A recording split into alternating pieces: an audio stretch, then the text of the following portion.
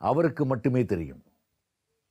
இதைத் தொடர்ந்து நாம் பார்க்க இருப்பது செல்வத்தின் அதிபதியான குபேரனுக்காக அமைக்கப்பட்ட உலகின் முதல் கோவில். மனிதராக பிறந்த அனைவருக்குமே செல்வம் சம்பாதிக்க வேண்டும் என்ற நாட்டம் இருப்பது இயல்பு.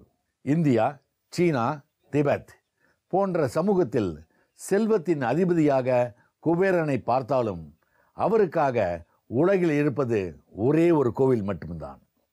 அந்த அதிசய கோவிலையும் அதில் நடைபெறும் ஆச்சரியமான வழிபாடுகளை பற்றியும் இப்போது பார்க்க இருக்கிறோம். கோடிகளை கொட்டித்தரும் குபேர பகவானுக்கு கட்டப்பட்ட உலகின் முதல் கோவில்.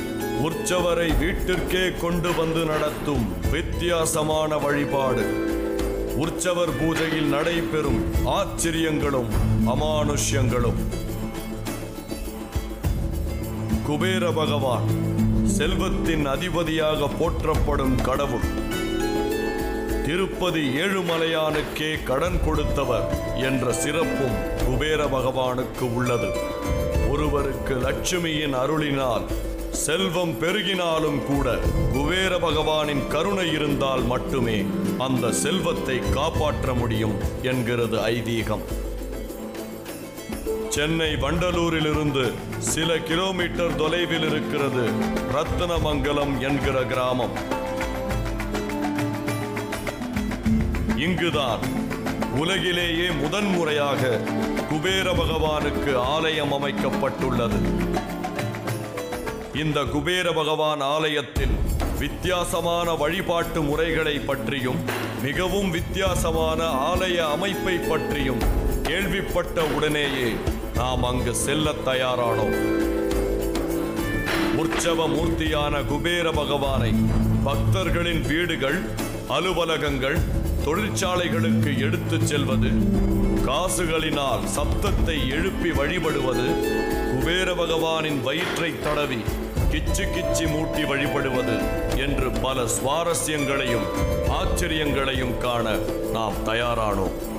பொதுவாக மற்ற கடவுள்களின் வரலாறு நமக்கு தெரிந்த அளவுக்கு குபேர பகவானின் வரலாறு தெரிந்திருக்க வாய்ப்பில்லை. அதை தெரிந்து கொள்ளும் முயற்சியில் ஆலய நிர்வாகி குபேர கிருஷ்ணன் அவர்களை சந்தித்தோம்.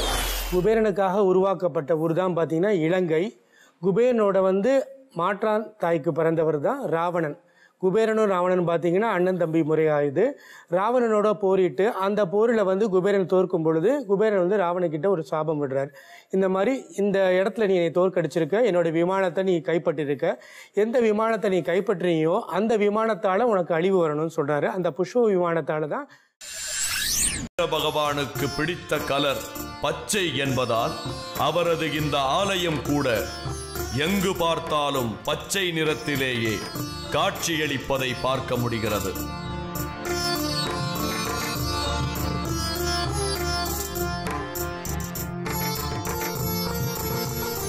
இந்த ஆலயத்தில் அதிகமாக வெள்ளி பொருட்கள் பயன்படுத்துவதையும் பார்க்க முடிகிறது.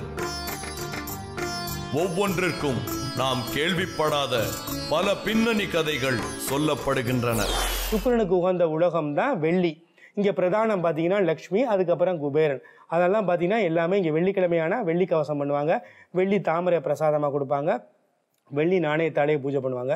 பொதுவாக அவங்களுக்கு ஒருத்தவங்க வெள்ளி கிஃப்டாக கொடுக்குறாங்க. ஒருத்தவங்க ஒரு கல்யாணத்துலேயோ ஏதோ ஒரு விஷயங்கள் ஒரு வெள்ளி கிஃப்டாக கொடுக்குறாங்கன்னா அந்த கிஃப்ட்டை என்ன பண்ணணும்னா நீங்கள் வாங்கி வச்சுக்கணும். நீங்கள் என்ன பண்ணுவீங்க, நிறைய நாணயம் இருக்குது, நிறைய வெள்ளி பொருள் இருக்குதுன்னு சொல்லிட்டு அந்த வெள்ளியை கொண்டு போய் அந்த வெள்ளியை கொண்டு போய் இன்னொருத்தவங்களுக்கு போய் கிஃப்டாக கொடுப்பாங்க. அப்படி கொடுக்கக்கூடாது. நீங்கள் என்ன பண்ணணும்னு கேட்டிங்கன்னா, அவங்களுக்கு வெள்ளியாக கிஃப்டாக கொடுக்கணும்னு நினச்சிங்கன்னா கடையில் புதுசாக தான் ஒரு வெள்ளி பொருளை வாங்கி கொடுக்கணும். உங்களுக்கு அந்த கிஃப்டான வெள்ளி பொருளை நீங்கள் ஒன்றா உருவாக்கி வேறு விதமான பொருட்களை செஞ்சுக்கலாமே ஒழிய அந்த வெள்ளியை நீங்கள் இன்னொருத்தவங்களுக்கு கொடுக்கக்கூடாது. ஏன்னு கேட்டிங்கன்னா, வெள்ளிங்கிறது லக்ஷ்மியோட அருளை பெற்றுக் கொடுக்கக்கூடிய பொருள். லக்ஷ்மியோட அருள் எளிதில் மாறக்கூடியது.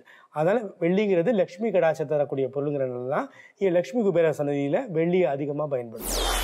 பல பள்ளிக்கூடங்களில் இருந்து கூட்டம் கூட்டமாக இங்கு வரும் மாணவ மாணவியருக்கு சரஸ்வதி சிலையின் முன்பு அமர வைத்து பூஜைகள் முடிந்த பின்பு நோட்டுகள், பேனாக்களும் கொடுக்கப்படுகின்றன.